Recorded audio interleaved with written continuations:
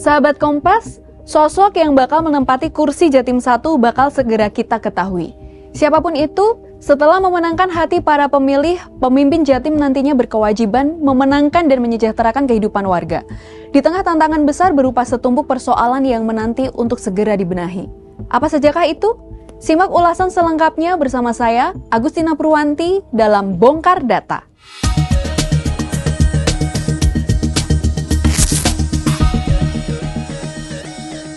Jawa Timur, seperti yang kita ketahui, menjadi salah satu andalan ekonomi nasional karena memiliki segudang potensi. Dalam catatan beberapa tahun terakhir pun, perkembangan ekonomi Jawa Timur terus menunjukkan kemajuan. Dalam hal pengentasan kemiskinan misalnya, menyusut dari 12,42% pada satu dekade lalu menjadi 9,79% di tahun ini. Pengangguran pun bisa diatasi dengan menekan angkanya dari 4,02% menjadi 3,74% sepanjang periode yang sama. Hasil itu berimplikasi pada peningkatan Indeks Pembangunan Manusia atau IPM yang kini mencapai 73,38%. Berbagai hasil kinerja itu tercatat lebih baik dibandingkan provinsi-provinsi lain di Pulau Jawa. Biasanya, Jawa Timur hanya sedikit tertinggal dari Provinsi Jawa Barat.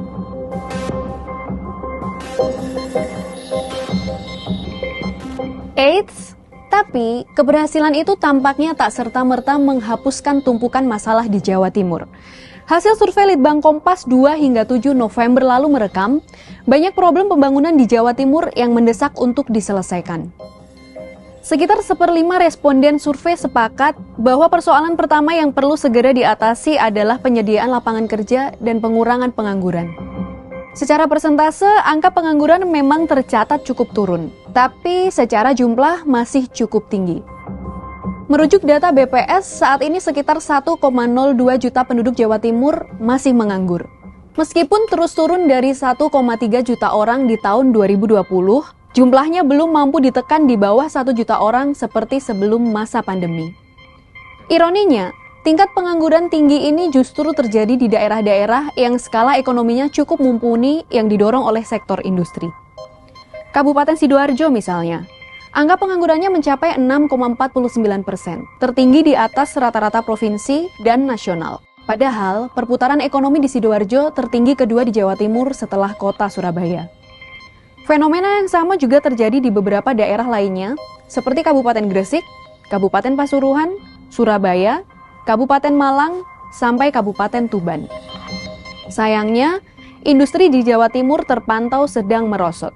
10 tahun lalu, sektor pengolahan itu mampu tumbuh 7,67%. Cukup fantastis karena pertumbuhan manufaktur nasional saat itu stagnan di bawah 5%. Kebayang ya, cukup pelik mau membuka lapangan pekerjaan baru di tengah kemunduran industri itu. Tapi, sebesar apapun tantangannya, lapangan kerja baru harus diupayakan. Karena persoalan pengangguran yang tak terselesaikan akan menyeret ke problem lainnya seperti kemiskinan. Pengentasan kemiskinan itu juga menjadi sorotan oleh setidaknya 15% responden survei Litbang Kompas. Ini menjadi persoalan yang harus segera ditangani. Kalau diamati, ada 2 lokus utama sentra kemiskinan di Jawa Timur. Pertama, adalah wilayah kantong-kantong pengangguran, seperti di Gresik, Kediri, Lamongan, dan Tuban. Angka kemiskinan di wilayah tersebut di atas rata-rata provinsi, bersamaan dengan angka pengangguran yang juga tinggi. Kedua, adalah wilayah pinggiran dan perdesaan, seperti di Pacitan, Ngawi, Probolinggo, dan seluruh kabupaten di Pulau Madura tercatat tinggi. Tingkat kemiskinannya sekitar 2 kali lipat dari rata-rata kemiskinan di Jawa Timur. Semua daerah itu mengandalkan pertanian sebagai penyumbang utama ekonomi daerah. Sayangnya, sektor primer ini belum mampu menjanjikan kesejahteraan bagi yang menggelutinya. Akhirnya, berujung pada jebakan kemiskinan yang menjerat para petani dan warga di sana pada umumnya. Fakta ini menunjukkan persoalan lain, yaitu ketimpangan. Daerah-daerah pinggiran ini sepertinya masih jauh dari sentuhan-sentuhan pembangunan yang mengesankan. Jika memang didesain sebagai sentra pertanian, perhatian serius pada sektor penghasil pangan ini juga harus diberikan. Perlu diingat bahwa pertanian menjadi sektor yang selamanya akan dibutuhkan, terutama di tengah krisis dan fenomena penurunan produksi pangan di skala global. Selain itu, persoalan pemenuhan kebutuhan pangan, sandang, hunian, dan air bersih juga masih menjadi sorotan sekitar 14% responden di Jawa Timur. Sementara, 12% responden lainnya mengharapkan stabilitas harga, terutama harga barang kebutuhan sehari-hari.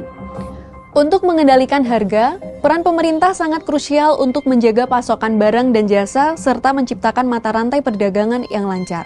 Dengan demikian, harapannya stok barang selalu tersedia sehingga tercipta stabilitas harga di tingkat masyarakat. Intinya, masih banyak sekali nih PR yang harus diselesaikan oleh pemimpin Jatim ke depan. Sang pemenang kelak harus menyusun strategi dan transformasi besar untuk membawa Jawa Timur makin berjaya dan warganya makin sejahtera. Sahabat Kompas, untuk Pilkada 2024 ini, Litbang Kompas kembali menggelar hitung cepat di sejumlah provinsi di Indonesia. Simak rangkaian hitung cepat ini mulai Senin 25 November hingga Rabu 27 November mendatang di semua platform harian Kompas. Salam!